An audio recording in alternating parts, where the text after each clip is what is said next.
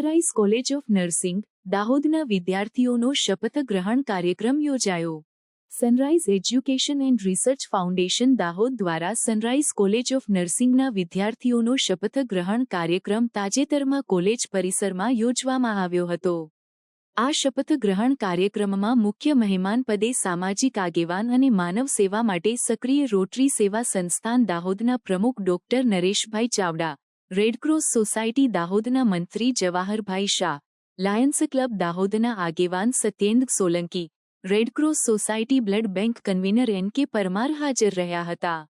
સંસ્થાના પ્રમુખ મીઠાલાલ ગાંધી ટ્રસ્ટી અને દાહોદ જિલ્લા ભાજપ મહામંત્રી નરેન્દ્રભાઈ સોની, કોલેજના આચાર્ય શૈલીનબેન ડામોર, મીનાક્ષીબેન, મહેન્દ્ર સર, ભીખાભાઈ તેમજ તમામ સ્ટાફ પરિવારના સભ્યો, કોલેજના વિદ્યાર્થીઓ, વાલીઓ મોટી સંખ્યામાં હાજર રહ્યા હતા.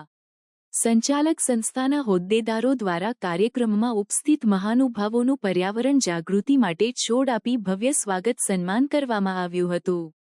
શપથ ગ્રહણ કાર્યક્રમમાં ઉપસ્થિત મહાનુભાવો દ્વારા પ્રાસંગિક ઉદ્બોધન કરી કોલેજ તથા સંચાલક સંસ્થાની કામગીરીને બિરદાવી વિદ્યાર્થીઓને શુભેચ્છાઓ અને અભિનંદન આપ્યા હતા.